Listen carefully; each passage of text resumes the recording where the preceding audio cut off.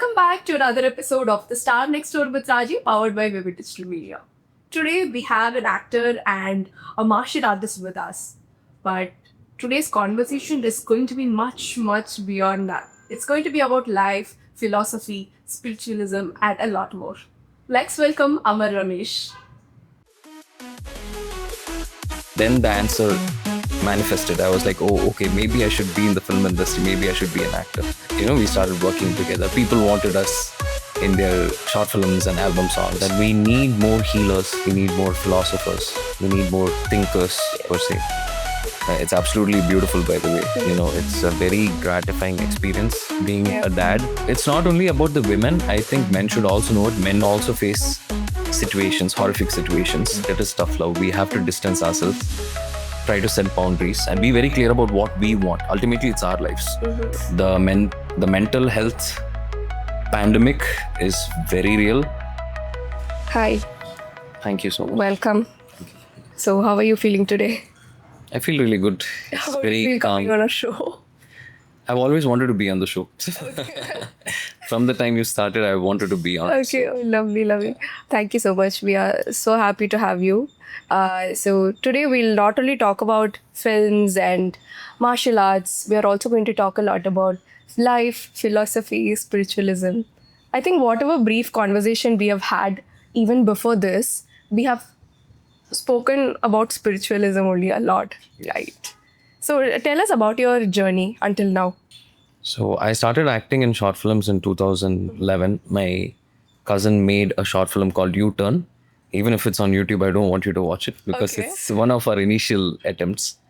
Then it started with short films and a lot of other things. Then I started modeling extensively, started doing e-commerce shoots for brands.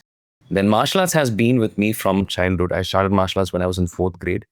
It was my brother who got me into martial arts because he was doing taekwondo and he was like, why don't you come do taekwondo?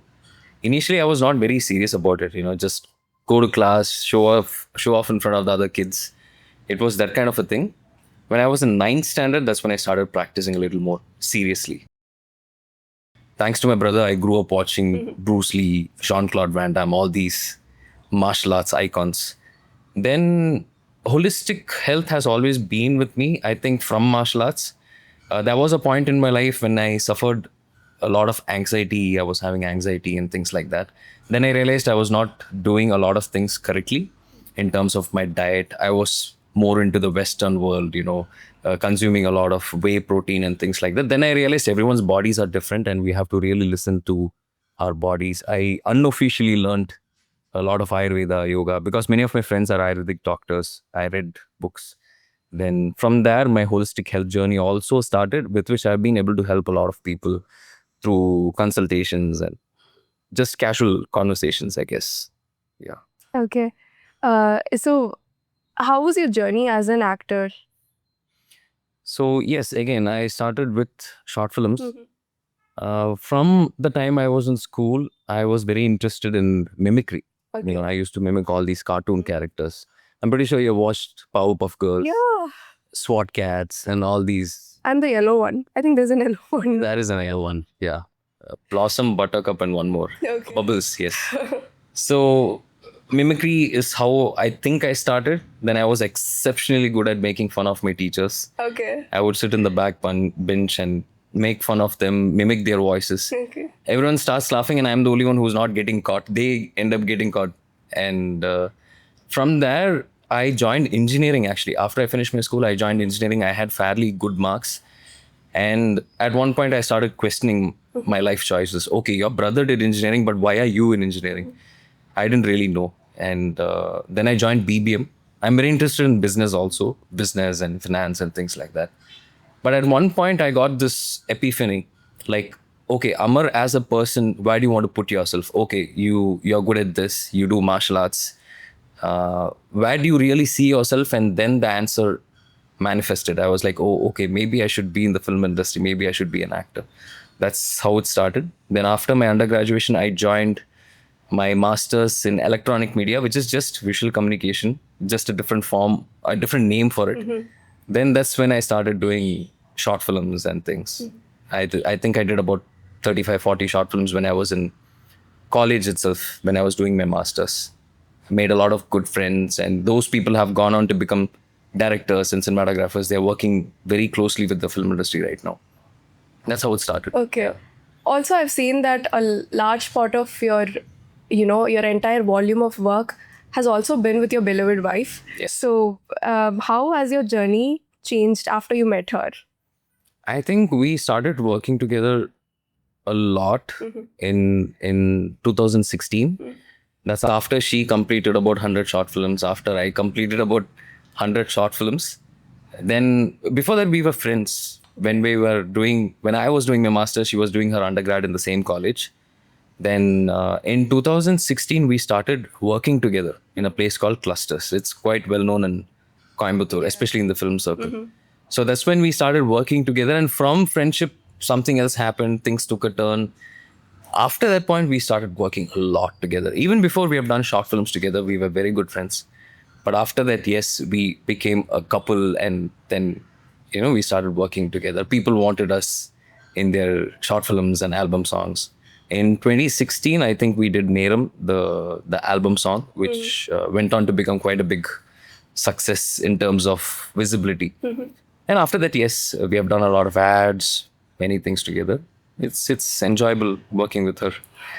Don't you think it's really amazing that somebody who is also your life partner and somebody who is also with you in your career path, when both the things intersect, I feel like it's match made in heaven. How lucky do you feel? Oh, highly fortunate. Yeah. There was a point in my life when I thought, would anybody marry this person? And I was and I was also thinking, hey, would there be anyone who understands this guy who always talks philosophy? Then I realized Harija is also very much like that. She's like, she's got a very strong spiritual side. Yes, you both are pretty much the same people. Yeah. And then things happened very organically. In fact, it was when I decided I don't want a relationship unless, of course, the person truly understands me. My dependence towards the need for a relationship had faded out. That's exactly when she came into my life, re-entered my life, I can say, in 2016. We started working together. We started talking, having all these amazing conversations. I realized, oh, I didn't even really know the true Harija at that point. In college, it was a different version that I knew. Then over here, I start seeing a totally different side of hers, and she starts seeing this side of mine. That's when things took a totally different turn. It was a decision made in absolute calmness, I would say. Yeah. I think it's true when they say that when the right time comes, even if you're in the same world, like if it's not the right time, you guys don't meet up. But Correct. when it's the right time, the right version of you shows up in front of the right version of them, and that's how your paths intersect, right? 100%. That has been very true in your case. 100%. There is this martial artist who I really adore. He's a big inspiration. His name is Michael J. White. Harija knows how obsessed I am with him. So something very similar happened in his life also. He was friends with his wife. They were friends previously. Then they went through a spree of different relationships. And as you rightly said, the right version of Michael J. White met the right version of his wife. And that's when their relationship took a different turn and they got married. And it's absolutely beautiful. They do a lot of talk shows together and absolutely insightful. The things that they share with the world, absolutely insightful. So we live in an era where everything is inside the Instagram and the influence is more like the kind of content you see is the kind of person you are becoming. Right. In a world like this, I feel we need somebody who should guide us towards a spiritual path. We need people who can talk more about it so that there's more awareness. What is your opinion on this? 100%. I feel this is the era. This again was an Instagram post, but it was very rightly said that we need more healers, we need more philosophers, we need more thinkers, per se. Because we are so-called connected on social media. We can connect with anyone before batting an eyelid. You can find a long lost friend who's in the US. They might be working. But even though we are so socially connected, I don't think we are truly connected with ourselves. The connection with ourselves, because of all this digital addiction, obsession, the connection with ourselves is missing. So because of which we fail to connect with other people on a deep level. Connections, I think, have become superficial in a way. So true. So I think it's absolutely important for us to ground ourselves and find the inner stillness.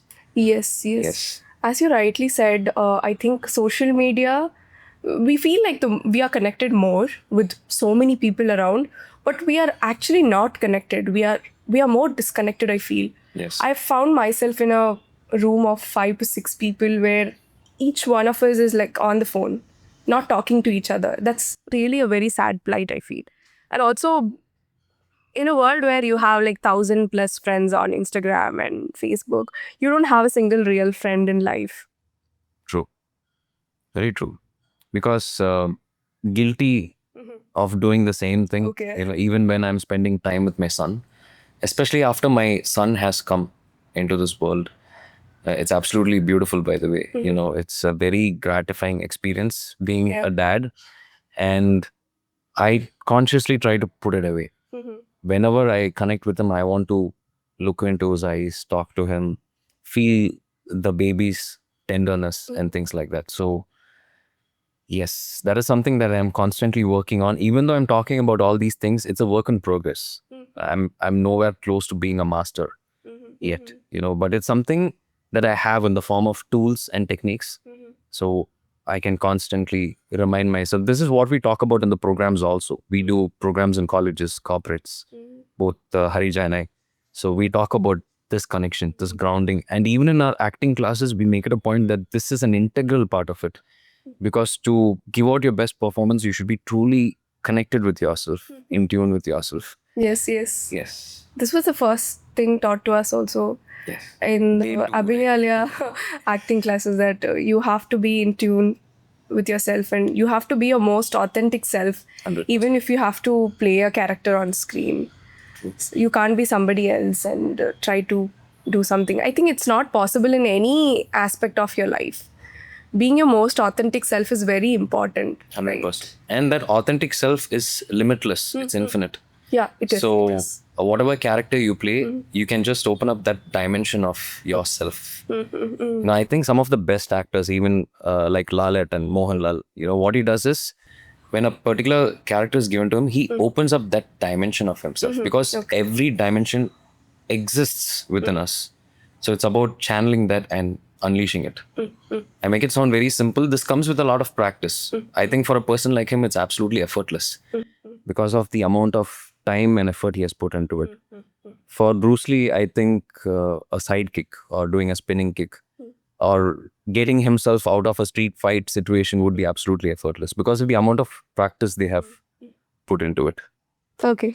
Since we are talking about practice and performance and all that, a small question. Do you think people are born with certain qualities and talents?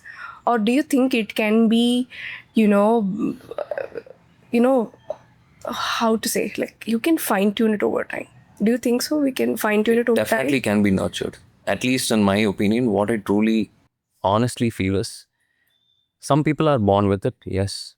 For example, singers, some people are born with a very nice voice per se. But I feel you can be your best version again, be it singing or dancing. I think it was Prabhudeva sir who made a film called ABCD, right? Anybody can dance. Yeah. So I absolutely believe in that. I've always wanted to dance from childhood. Arija, is an exceptional dancer. She dances really well. For me, people are like, hey, you're a martial artist, why do you dance? I'm like, see, I've put myself or, I'm trying to be an actor.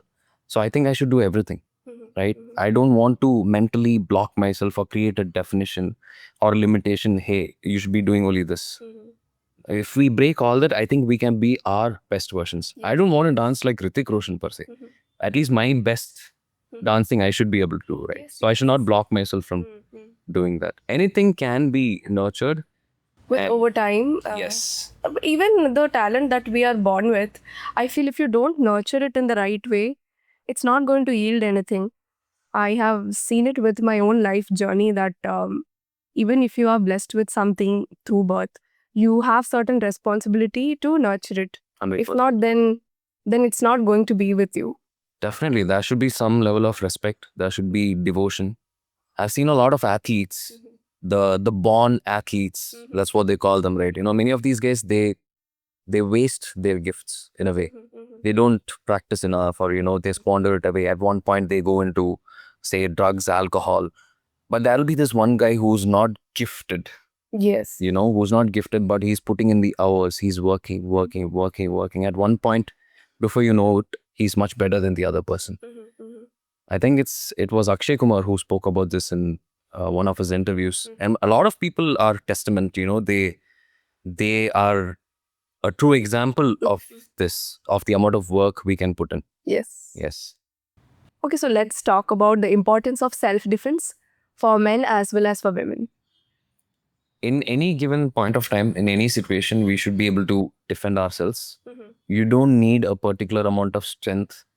I've heard people going into martial arts classes, or they are hesitating to go to classes, saying that, hey, I don't have the strength. Kai odanjurunda, kaal odanjurunda. All that is absolute BS, because that is what you're going to the classes for, so that you can develop all that. Yeah. You can build the inner strength and the muscular strength for it. And it's more about technique, it's more about leverage. So if you know the right technique, you can overpower a really big person. Say that I'm 70 kilos, and in front of me there's a guy who's 120 kilos or 130, all muscle. I can send him to the floor if I know the right techniques.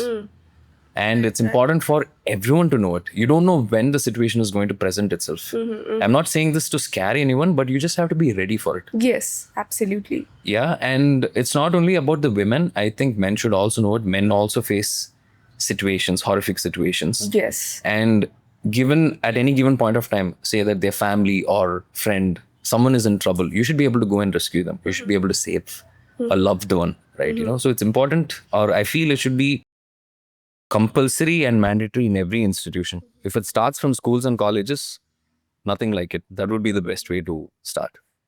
I feel self-defense or martial arts for girls or women, and it's still a taboo, I feel. I still hear, people of the older generation talking things like, you don't have to put your children, like girl children, into, karate class. It's not very, girl-like. We still hear people telling all these things. And but then I've always wanted to learn something like Kalari Paite. But then, there have always been opinions around that this is not something that women go and do. Learn something that's very feminine, maybe a dance. So what would you like to tell those people?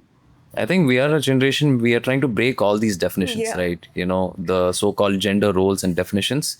The world has changed a lot from whatever our grandparents used to say. I think the world has changed a lot. Women are going out into the world and smashing it, absolutely. So be it martial arts, whatever it may be, I don't think anything is girl-like or boy-like anymore. Definitely. A man dancing Bharatanatyam can be absolutely graceful. Right. So similarly, a woman going and learning martial arts, I think, is the need of the hour. It has always been the need of the hour. So it should definitely be made compulsory on some level. But I heard this quote somewhere. I think I read it on Instagram only, that people say that dance is a very feminine thing, and fighting is a masculine thing. Yet Lord Shiva is the greatest dancer, and Ma Parvati is the greatest warrior. yes, So I think it's us that have specified these things into a gender role.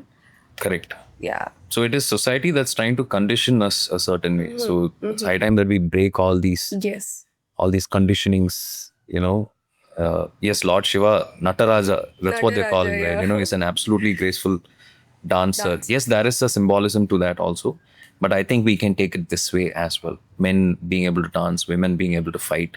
Yes. Yeah. Some of the best chefs in the world, I think, are men. I don't mean to generalize. Absolutely. Yeah. So again, there is no gender privilege as such. இவங்க தான் இது பண்ணணும், this person should do that. I don't think we should define or try to put things into a box like that. It limits us as individuals and as a society also. Okay. I've always seen you as this very calm and composed person who handles things in the most mature way.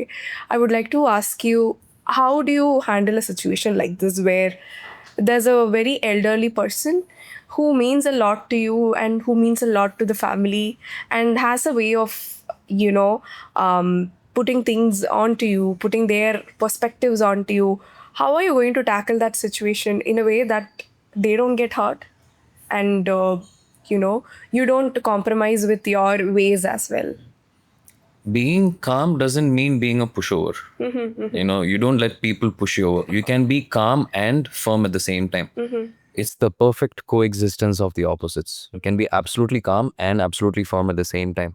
I think these are things that leaders especially should have, this particular quality. There are times when you have to be firm, where you have to establish boundaries. If that person is not getting it, we will have to set boundaries, even distance ourselves. That is the next step. And it might look like, oh, it is very harsh. No, they are also being selfish in a way, Yeah. right? Where they don't want to listen to your perspective. They are loaded. The glass is already full. They're not willing to empty themselves to learn something new or understand ourselves. So that is conditioning. That is selfish in a way. They should make the effort to go out of that and try to understand our perspective also. So sometimes it is tough love. That's what they call it. It is tough love. We have to distance ourselves, try to set boundaries, and be very clear about what we want. Ultimately, it's our lives. I'm so glad that the current younger generation is aware of these things. But I think few decades ago we were not very aware of these things. We didn't know how to balance between taking an opinion and being pushed over. Yes.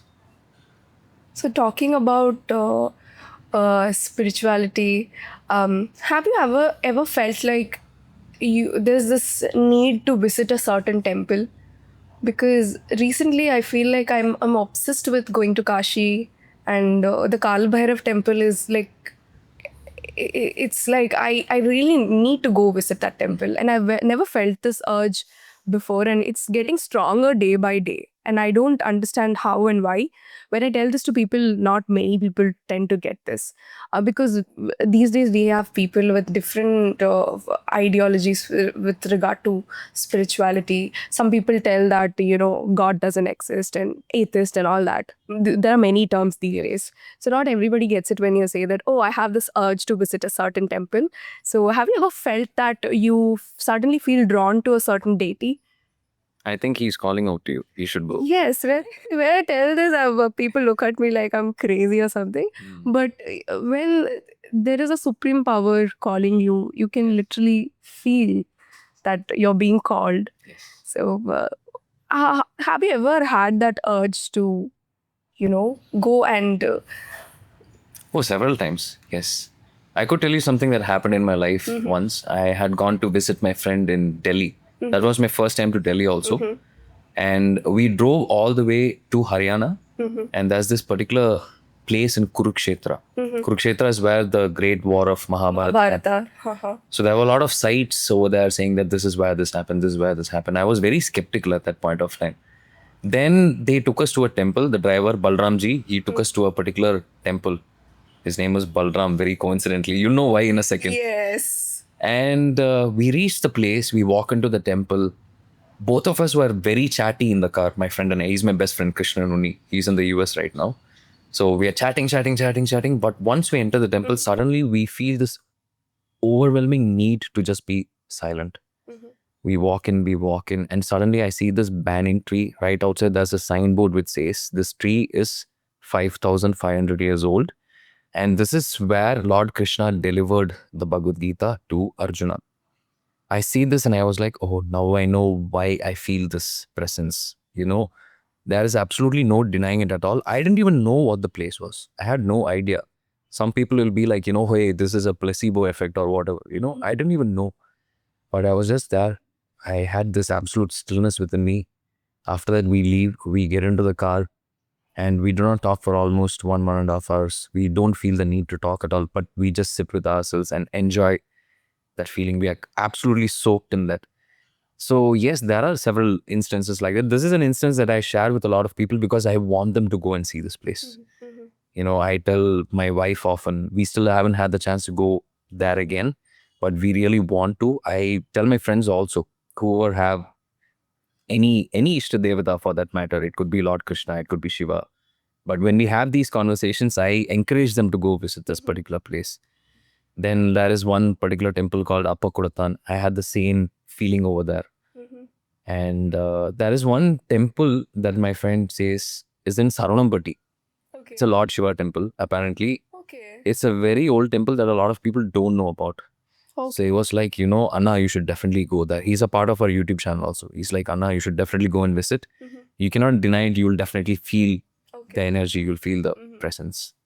And deities are basically, it's an ancient form of technology. A lot of gurus have spoken about this, where you can go and cleanse your aura. Problem is, when you use words like spirituality or religion or deity, aura, a lot of people have their issues with it. There was a time when I used to be very careful with what I used to say. I used to be extremely careful because people might misunderstand. I was a people pleaser, but not anymore. These are my feelings. These are my experiences. I cannot deny them. Yes. So yes, I wholeheartedly want to talk about it also. Okay. So have you ever felt judged? Because I do not have a friend circle that happen to understand, because they are very different in their own way, and I really appreciate that. But when I happen to see people like you, and we have a couple of other friends like Harijaka, Tarun and all, Yes. we all happen to talk about the same kind of things. I feel immediately excited. Oh, let's share this and that. So have you ever felt judged being around people when you try to express this side of you and suddenly they're like, oh, you're crazy? Oh, 100% all the time. But some of these people are my best friends also. They are incredible human beings. They're very nice people. It just so happens they do not believe in it. Yeah. I don't want them to believe it also. I tell them, don't believe in it. Why don't you try exploring in this direction? Go in this direction for a certain period of time. See what you feel. See what you find out. That is what I invite them, encourage them to do. It's okay if they have different beliefs. We can still be best friends. Yeah, of course. Yeah. You can not believe in something and we can still be great buddies. 100%. So I happened to read this book called Many Masters, Many Lives. Yes. Have you heard about the book? I've heard about the book. The title is Dr. very familiar. Brian Weiss. Yeah, he's the writer. He talks about past lives and all that. Yes, that book was a game changer, and it has been for many people. So my mentor in modeling, she's Anjali Raut, who's a ramp walk trainer in Mumbai. I happened to get trained from her, and she's big into these things. And she's the one who told me, read this book. This could be a game changer. And I immediately ordered, and when I started reading, I didn't stop. I think at a stretch, within 48 hours, I finished the book because it was so intriguing to know what next, what next. It's about the doctor where he is having a breakthrough with a patient where he's going through a hypnotherapy for her, and suddenly he happens to see that she has memories of her previous lifetimes, and that's when he believes that there is something that's beyond science, because he happens to be a guy who believes so much only into cause effect theory kind of things. So he says, I never believed in these things, and suddenly it was a breakthrough. And when I read this book, suddenly it was a paradigm shift for me. So there have been books which I read and it was a paradigm shift, and when I happened to talk about this to a very dear friend of mine, he heard the entire thing from the start to the ending, and he was like, you narrate very good stories. I lay my heart in front of you and you just stab it with a knife. Okay. Such nice stories. Because when I started reading that book, that's when I also happened to hear about something miraculous that happened somewhere in India. I don't know the particulars where, when, and how, but this baby girl who was like 6, 7 year old, she suddenly developed a fever and she turned all blue, green, and she was gone. And she was in the ICU, and the parents didn't have an idea like what was happening to her. And but the mother, who was very much she very much believed in these things, hypnotherapy and all that. She thought she through hypnosis she could go into the spiritual state and talk to her daughter. But when her husband heard, he was like, okay, she's going through grief. He told the doctors, just let her in, let her get it out. And she brought a couple of hypnotherapist friends, and they did some process and with which she was in a hypnosis state, and she went onto the spiritual level, and she could convince her baby girl that come back. And what she got in return was, the girl says that, I came into this world, into your womb, thinking that you would give me a certain path of life, but since you and dad have been fighting, I don't think this is the life journey for me, hence I'm leaving. And then she pleads, she says that please come back, we'll work it out. And somehow after 2 to 3 hours, senses come back into the body, and this was a huge shock to everybody, all the doctors, that how could a child that was already dead come back. But then it took her entirely like 6 to 8 months to come back properly into her form, but she did come back to life. uh, but when we hear these stories, we are able to understand how and why this could have happened. But there are still a lot of people who are not able to wrap their head around with these things. But I really wish they could, because beyond all the logic, there is magic, right? 100%. Yeah. Because beyond the scope of modern science, there are the yogic sciences. There are 5,000-year-old sciences like Ayurveda. So we cannot only accept one particular form of science as science. We should be willing to look at all the different possibilities. Yes. The yogic sciences, there are 5 different layers of the body. They call it pranamaya kosha, annamaya kosha. We have 5 different layers, right? So everything is spoken about in great detail. In Ayurveda, they talk about how we are all so biochemically different. So what works for you might not work for me. One size doesn't fit all, right? Yes, yes. So we should, yes, modern science is amazing. I'm not saying no, but there are a lot of things that do not fall under the ambit of modern science, which is limiting in a way. Yes. Now, a lot of modern scientists are slowly looking in that direction. Some of them are very rapidly looking also. For example, a couple of years back, I don't think anyone spoke about gut health. Yes. But in Ayurveda, the very first thing that they do, whatever ailment we have, they try to purge the system. They try to cleanse the stomach, the digestive system. Now everyone is talking about gut health. Yeah, gut and brain relation, gut and skin relation. Exactly. It's all connected. So what is being spoken about in the yogic sciences or in Ayurveda, the modern world is slowly catching up. Yes. So I think the modern science is a little slow comparatively. It's a newborn baby compared to these ancient sciences. Yes, It's probably what, 200, 300 years old. I'm not very sure about the numbers, but these sciences are so ancient and so comprehensive. They look at all the different factors. You get a headache, don't pop in paracetamol. You might have to sometime. Modern medicine definitely has its uses, but what is the root cause? Why is it happening? We have to understand all that. So it's more well-rounded in a way. Yes. Okay. So this question I pretty much ask every guest, and mostly women have a very different take on it. But I would like to hear it from a man. Do you think it's a man's world? Unfortunately, many things have been or were structured that way, but everything is definitely changing right now. Like I already said, women are going out there and smashing it, breaking all the social conditioning, the barriers, and they're just absolutely going out and smashing it, right? I think it was Lily Singh who said, women should not be fighting for a seat at the men's table. Man has created a structure for himself. Why do you want to go fight there? Create your own table, create your own chairs. She said it very beautifully. So I just want to say it verbatim because she did such an outstanding job of saying it. So it's true. I don't think it's a man's world. It's Anymore. right? Men are ruling the world. அந்த மாதிரி எதுவும் கிடையாது. I don't think it's like that anymore. So women are absolutely already there. I think in the last 30, 40 years, they have absolutely been going there and smashing it, even before probably. This topic has always been like a double-sided coin for me. On one side, if you see, like you cannot ignore the fact that there are still women out there who are struggling for certain basic things, who are stuck in bad marriages, who are stuck in a household where they don't have if they don't have the freedom to do everything they want to. And also there's another side to it where we don't want to play the victim anymore. Yes. It's been years and years and decades and centuries probably that we have been the victim, and we don't want to play the victim anymore. And somehow I feel the speciality is to be able to strike a balance between both the aspects. to make sure we don't ignore the side where people are still suffering. Also, not to take it to an extent where you are still playing the victim.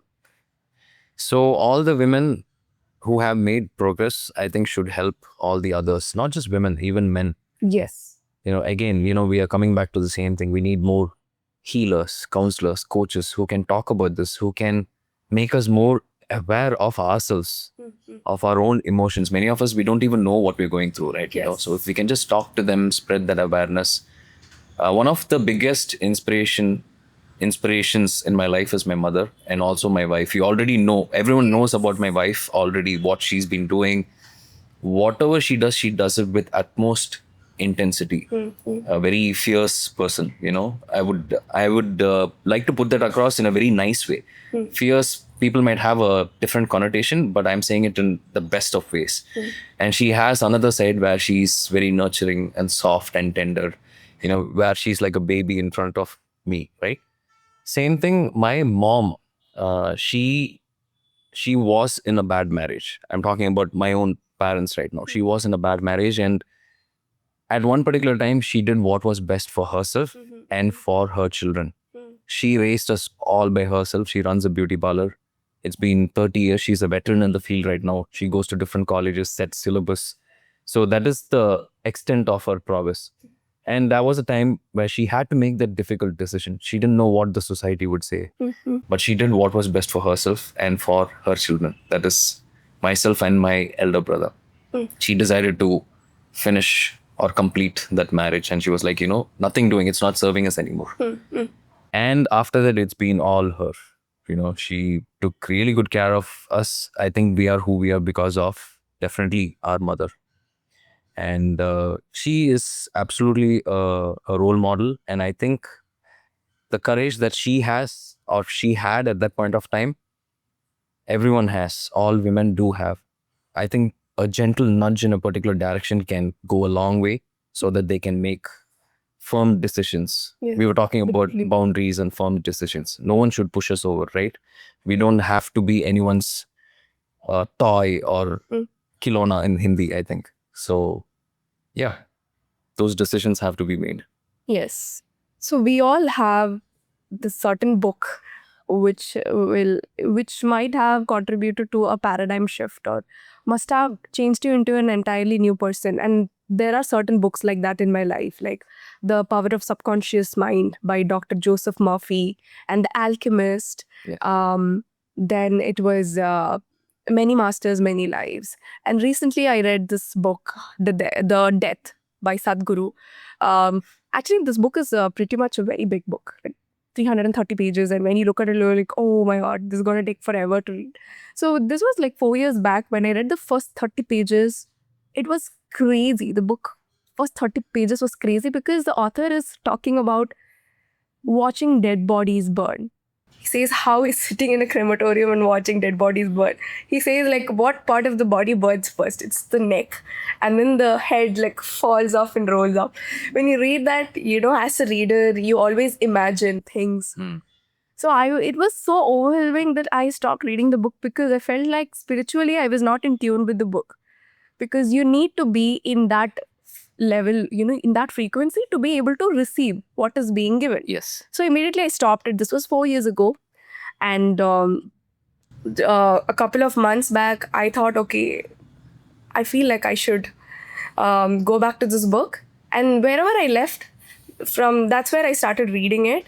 And the book was, I must say, it is life-changing. It's life-changing about the way you look at life in general and how death is, considered a taboo and a lot of other things. I'm so glad I came across this book.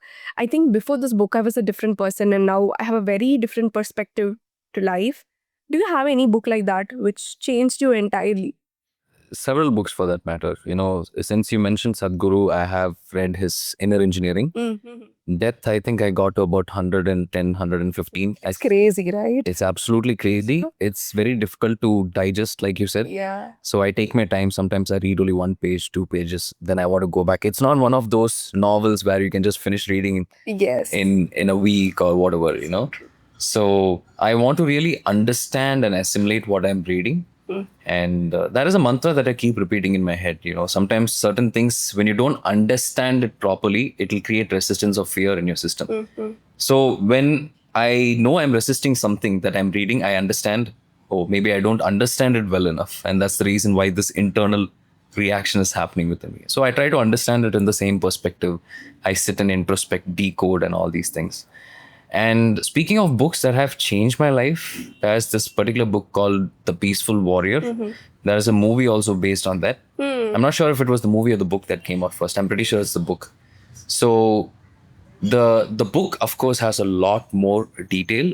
I would definitely encourage you to watch the movie also. I tell all our acting students to watch the movie as well. And absolute, I know I use the word absolute a lot because it's absolutely a life changer. And a lot of perspectives which I have tried to incorporate in my life. And again, we were talking about the perfect coexistence of opposites, male, feminine energy, and all that. Yeah. We know the yin yang symbol, right? So a lot of things that are covered in that book are things based on this, where we truly understand the perfect coexistence in internal stillness. There is even a meditation that I try to do, which is based on the book and the movie, of course. It goes like this: where are you? Here. What time is it now? And who are you this moment? This recurs several times in the film. And every time I listen to it, it sort of reinforces that understanding that, there is no other truth other than this particular moment. We should try to root ourselves and connect to this particular moment. I think I remember watching the first 20 minutes of the movie or something. Somebody else suggested, I guess. And I think such movies help you. It's also like a therapy. It helps you leave your past to where it belongs and to not worry much about the future. And that is currently the problem for many of us. There's this new pandemic, it's called overthinking. Yeah. It is a pandemic, guys. You agree or not? Yes. A lot of us, even, they look very sorted if you look at them, but they have this issue of overthinking and coming up with alternative scenarios which might not exist in the future. So this comes because of the anxiety about future and because of somewhere you are very restless about what happened in the past. So let's talk about the importance of therapy. Yes. And awareness about mental health. I don't think we should resist any kind of thought. I think a lot of us, we resist a certain kind of thought or scenario because it scares us. So we should put ourselves through the right kind of preparation, or people call it sadhana. We have different terms for it, right? So that regardless of what the scenario is, we are ready to face it. We are ready to accept it. I think it was Bruce Lee who said, don't pray for an easy life, but rather the strength to endure a hard one. Yes. So that even the toughest of situations can seem easy or normal. So it's just like driving a race car or sailing a ship in the rough oceans. So once you get really good at it, nothing is going to scare you. You're just going to be prepared. Even I have my bouts of overthinking. So I tell myself, hey, it's only a thought. It's only a thought. It's not reality. So let's not give power to that thought saying that, hey, something is going to happen. It's just your own karpane or imagination, right? I think it was Sadhguru who called it in this particular word. It's just your own karpane or imagination. That particular thing that he said has helped me a lot. It's something that I can repeat to myself so that I can, quickly bounce out of a particular kind of situation. Yes. The mental health pandemic is very real. Yes. People in my close circle themselves are going through a lot of stuff, but I think you can come out of it just by fixing your lifestyle. Many cases, at least. I cannot generalize. There are different reasons why anxiety or depression can happen, but lifestyle fixes can help a long way in dealing with these things.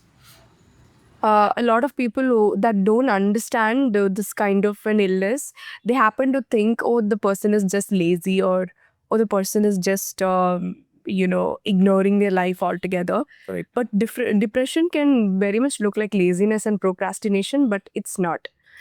Somebody that doesn't want to wake up, get out of the bed, and doesn't want to brush, doesn't want to have breakfast, I don't think it's normal. That's not what you call laziness. And even procrastination has something to do with ADHD and all that. These days, we have a lot of people talking about ADHD. And if you look around, you can see a lot of people might be having it because of the hyperactiveness or because of overthinking again. And also overanalyzing and micromanaging everything.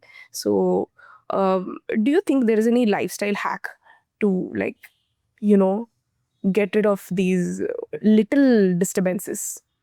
So all this happens because there is internal turmoil or resistance, right? So many of these things, again, I want to repeat and emphasize what I said. Many of these can be fixed just with lifestyle choices. Fix your digestion, fix your lifestyle, and a lot of things will just go away. It's like magic. I have a friend who's dealing with depression. He had he had sleep issues. He was not sleeping on time. I think he was not making the choice to sleep on time. Okay. And one fine day he calls me and he says, "Hey, I slept for 4 days properly. I went to bed early. I feel much better." He feels much better simply because there's a lot of science to this. They talk about this extensively in Ayurveda. For example, night 10 o'clock till early morning 2 a.m. That's 10 p.m. to 2 a.m. is when our body goes through something called an internal cleansing cycle. Yes. So the lymphatic system, the lymph basically goes into the cells and removes the metabolic toxins. So if you're not resting or sleeping at that point of time, you're not letting your body do that cleansing or repair work. Yes. So what do you expect it to perform like? So if we want to be our best version, we definitely have to pay attention to a lot of these things. Gut health, we already spoke about. All the feel good hormones are generated in the stomach, at least majority of it. Yes. So we have to make sure that we keep the stomach bugs, the stomach microbiome happy. So we should be eating the right things. We should be eating at the right time. It's not just about eating the right things. It's about how we eat. Yes. Are we chewing our food properly? There are a lot of small things that can go a long way. Even the very way we drink water, for example, if we sit and drink mindfully, if we connect with the act of drinking water, it can make a lot of difference. Yes, absolutely. Also, one thing, a pattern that I've noticed among people that are battling mental health issues are they don't want to be rescued, a lot of them. Because when you're used to being in a dark place for some time, it gives you a certain solace and you don't feel like coming out of it because that feels familiar, and coming out and healing feels unfamiliar. This is a very tricky thing. I don't think many of us would talk about this, but as somebody that has also gone through mental health issues in my teenage, I have firsthand experience how it feels. At one point, you don't want to be rescued. So, what would you like to tell those people? There must be something to rescue, right? For me, it was books. It was always books. Books were my best friends. And I also had great teachers who guided me.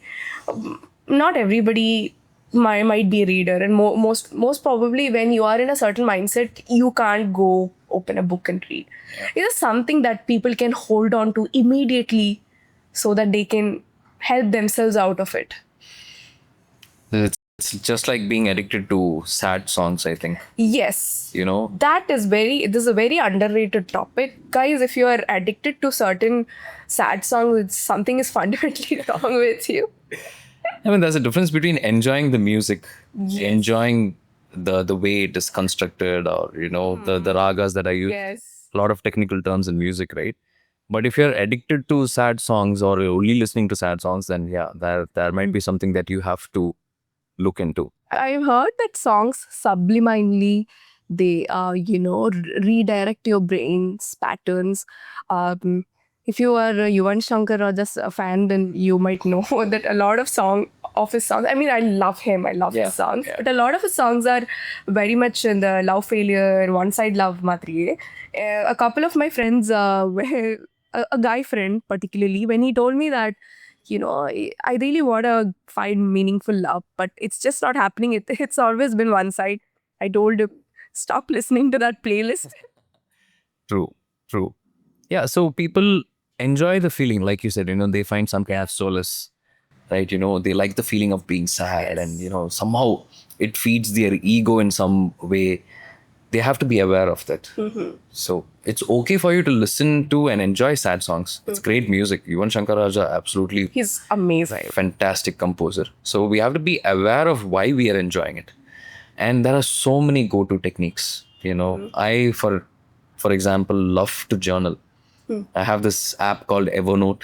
Then Okay. I like physically writing down things and simply doodling. Harija's like, why are you doodling? And I think it indicates that you're a very creative person and things like that. So creative people especially, I think, should like channel that in a particular constructive direction. Write down your thoughts. Writing down my thoughts has helped a lot with the overwhelming thoughts, especially when I had peak anxiety. Even nowadays, when something is overwhelming, I try to make meaning out of it. I have a reflections note on my Evernote. I write it down and it helps me process things. And the கொட்டுறதுக்கு, it helps with the purifying process. Okay. So if you're feeling down, like try to grab a notepad and a pen. 100%. And also one more thing that works really well is to just bathe. Just go bathe. 100%. Yeah. Yes. You're just lying in the bed in a corner and sulking. Bathing is a form of bhuta shuddhi. Yes. Cleansing. Water is a nature's element and it can actually cleanse you. So just going and taking a bath will make a huge difference. Suddenly you feel decluttered, or just take a walk. I was just going to say that walking is great medicine. Simply moving the body. Yeah. Even if you're feeling very depressed. A lot of people use the word depression very easily nowadays. Yes. Sadness is different, depression is completely different.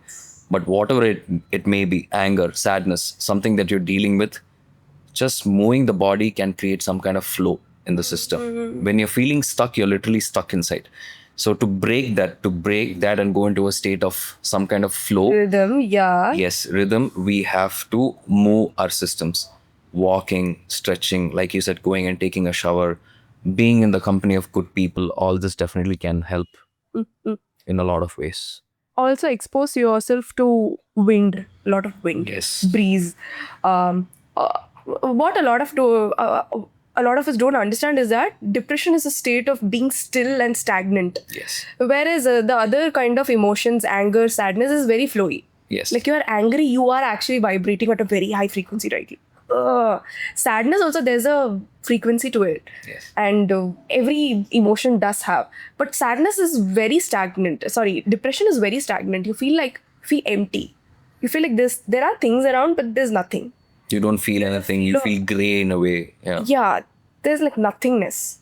So to counter that, you need to go do something that's flowy in nature or dance. Just put a song and dance.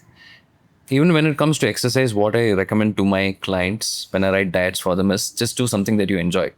I don't insist, hey, you have to go to the gym, you have to do this. Find something that you enjoy, be it dance or if you like walking, cycling, whatever it may be. And from there, we can work with that. We can start with that and then introduce some form of resistance training later. Yes, yes. Like strength training. Let's dive into the world of films. So you watched Durandar recently. Yes. So how did you feel about the movie? I watched it twice actually.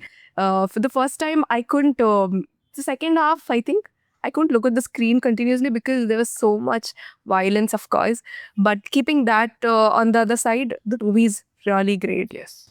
Especially the in entry scene of Ranveer he looked damn. First of all, in that Absolutely majestic. particular Yeah. look, he looked really.